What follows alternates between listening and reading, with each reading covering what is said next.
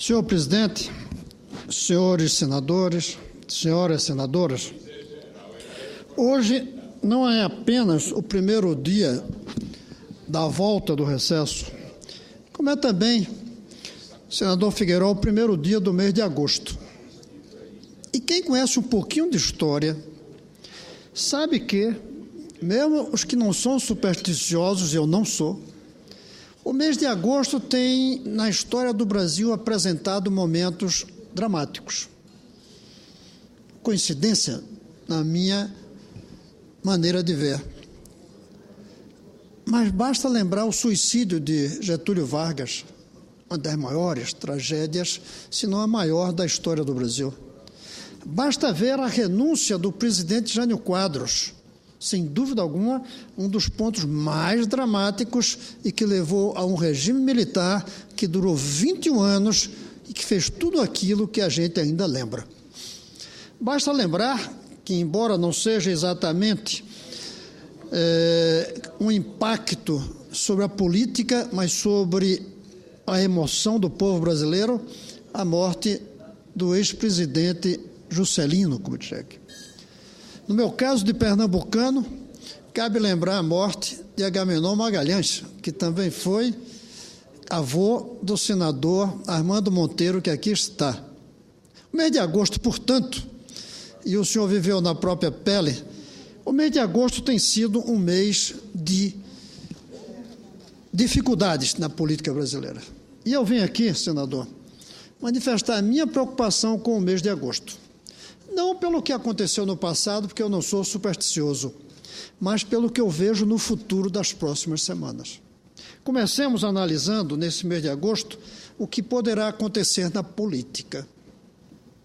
As manifestações dos desiludidos com tudo aquilo que nós construímos ao longo desses, especialmente, últimos 20 anos, esses desiludidos nas ruas, eles vão manifestando a desilusão que eles têm, o descontentamento que eles sentem, eles vão criar essas cenas de perturbação, que eu considero até positivas como alerta, mas que dificultam o funcionamento do dia a dia do país. Eles ajudam a construção do futuro, na mudança do rumo, na reorganização da política no Brasil, como o senador Requião há pouco aqui falou.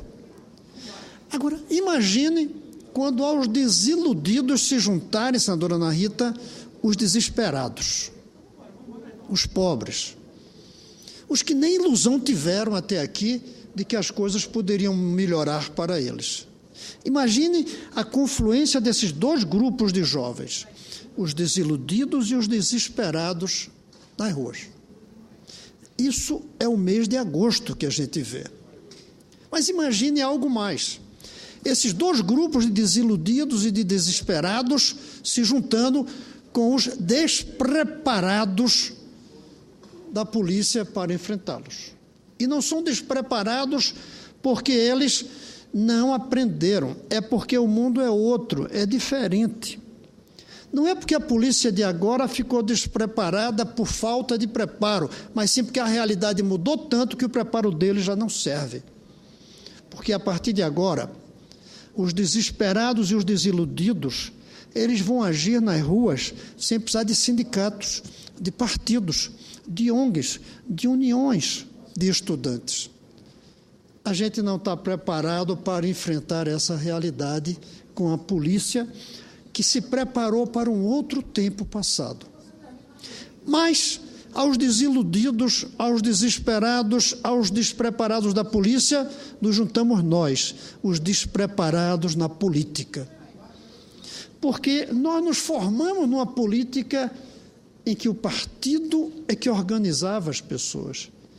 Nós nos formamos numa política em que os sindicatos, os partidos, para chegarem às massas manifestantes, precisavam da mídia, pelo menos de um carro de som. Hoje, cada um tem o seu carro de som em casa, é o computador, senador Sérgio, ligado na internet. Então, imagine o agosto que a gente vê aí, dos desiludidos com os despreparados e com os desesperados. Agora, imagine tudo isso em um momento em que se vive uma guerrilha organizada através dos computadores, uma guerrilha cibernética, em que qualquer menino hoje consegue juntar 500, 600, 1.000 pessoas na frente do que eles quiserem para uma manifestação que ninguém tem o controle.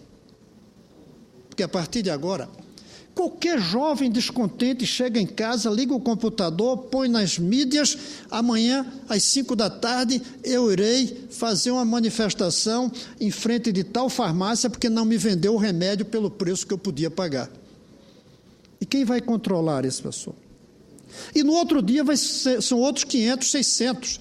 E vão fazer manifestações, como nós estamos vendo, nas estradas que levam para os aeroportos, para os portos, inviabilizando o funcionamento.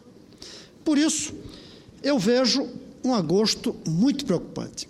Mas junte-se aos desiludidos, aos desesperados, aos despreparados da polícia e da política, usando a internet, todos esses, um governo que está claramente insensível.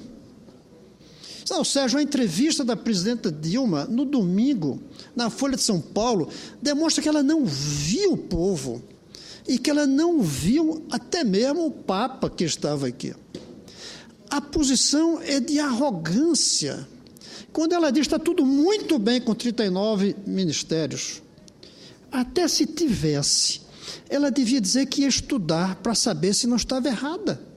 Ainda que ela achasse que estava certa, ela tinha que dizer que ia estudar, porque o povo na rua está reclamando. Mas não disse isso. Disse que está tudo bem. E que não ia mudar o ministro da Fazenda. Até mesmo que eu sei que dizer que vai mudar o ministro, o presidente não pode dizer, mas que tinha que dizer, nós estamos analisando a situação econômica, nós estamos conversando, mas não chegar e dizer, não muda. É falta de sensibilidade, que passou, inclusive, no estilo da entrevista, na maneira como tratava a jornalista Mônica Bergamo, da Folha de São Paulo. Então, veja, senador, por que é que nós temos razões para estar preocupados com esse mês de agosto, mesmo sem qualquer superstição? São os desiludidos com os desesperados, com os despreparados da polícia e da política, com a internet nas mãos, fazendo com que cada casa seja uma trincheira de uma guerrilha e com um governo insensível. Agora, ponha mais um condimento nisso. Nós vamos ter daqui a pouco a conclusão do julgamento do mensalão, que vai jogar mais lenha na fogueira. E nós temos tudo isso, senador Armando Monteiro, com riscos de uma crise econômica, com indicadores que vão mostrar que nós não estamos numa posição boa. E sem falar que a gente, pelo que lê nos jornais, pelo que ouve nas rádios, pelo que nos informam, porque na nossa posição somos informados, o núcleo central do governo não está se entendendo. Um dia o jornal diz que um ministro pediu a demissão de outro. No outro dia, esse ministro que foi dito que seria demitido, ele diz que não acredita que o ministro que falou tenha um comportamento desse, deixando dúvida pelo que está escrito, colocado pelo menos entre aspas. E diante de nós, uma economia cujo desemprego, que não atinge, claro, as dimensões da Europa. Nesse ponto, temos que reconhecer que a economia tem mantido, mas dá sinais de esgotamento no emprego. Não é à toa que uma das maiores empresas do Brasil hoje, segundo os jornais, está demitindo um bom número de seus trabalhadores, que é a empresa de aviação TAM. E aí mostra como o risco de uma política baseada no consumo pode provocar dificuldades. Os aviões estão cheios e a empresa tem que demitir. Nós temos diante de nós a situação perigosa, arriscada, de um PIB que não cresce. E ao não crescer, não aumenta a riqueza. Ao não aumentar a riqueza, aumenta a desilusão, o desespero, demonstra despreparo. Nós temos uma política fiscal deteriorada, com falta de credibilidade das autoridades fiscais, e todo mundo sabe que isso é um fato. O governo prometeu entregar um superávit primário de 2,3 e não vai conseguir, de 2,3 abaixo do histórico 3,1. E mesmo assim o mercado não acredita que vai ser 2,3, acha que vai ser menos. E essa insegurança demonstra que o governo perdeu o controle dos gastos. Nós temos uma política monetária correndo atrás do prejuízo. A inflação persiste, ela não está baixa. Não adianta dizer que num país com a cultura inflacionária de décadas de hiperinflação, nós não temos o risco de, ao chegarmos perto do teto, nós não podemos ficar tranquilos diante do risco de perder-se o controle. Nós temos uma vulnerabilidade externa muito grande. A junção de dois fatos internacionais, recuperação dos Estados Unidos e retração da China, levam à pressão de alta do dólar. E a alta do dólar, que já chegou agora a 2,30, apesar de todos os esforços do Banco Central de usar e queimar reservas para que isso não aconteça, isso gerará uma pressão inflacionária. Isso gerará custos crescentes das nossas empresas, que hoje são dependentes da importação dos insumos. Nós temos um déficit nas transações correntes, ou seja, as nossas exportações, elas, diante das importações, começam a trazer o risco de escassez de dólar. Essas transações correntes provocam, no que se refere à balança comercial, o risco de, pela primeira vez em muito tempo, fechar com saldo negativo. Porque sempre conseguimos um balanço comercial positivo, nós corremos o risco de fechar com saldo negativo. Tudo isso junta-se uma agenda perigosa, complicada para esse agosto. A votação da LDO, o problema dos royalties para o petróleo, o Fundo de Participação dos Estados, a reforma tributária e um ponto que vai assustar muitos, a derrubada dos vetos, por uma base que não garante votar conforme o governo quer. A derrubada de votos, dos vetos, pode trazer desequilíbrios fiscais. Pode trazer um choque grande do governo com o parlamento. E pode trazer uma coisa que é vergonhosa que está se fazendo. É a ideia de que a crise da relação do governo com a base se resolve comprando parlamentares através de emendas. O fato de liberar emendas de parlamentares nessas últimas semanas e dias demonstra que não se entendeu a dimensão da crise que nós vivemos. O povo na rua quer acabar com emendas de parlamentares e o governo quer resolver a crise com a sua base, comprando os deputados e os parlamentares com suas emendas. Por isso, senador, eu não podia deixar que esse 1º de agosto passasse sem trazer aqui a preocupação com este mês. E repito, não por superstição, que eu não sou supersticioso, mas por um atento observador do que vem por aí, nem tanto do que aconteceu no passado. A morte de Agamenon, a morte de Getúlio, a morte de Juscelino, a renúncia de Jânio não repercute no agosto de 2013, nada que ver. Mas o que aconteceu ao longo do 2013, o que aconteceu nas ruas a partir de junho e julho desse ano, isso sim, repercute para assustar a cada um de nós, líderes desse país, diante do agosto desse ano.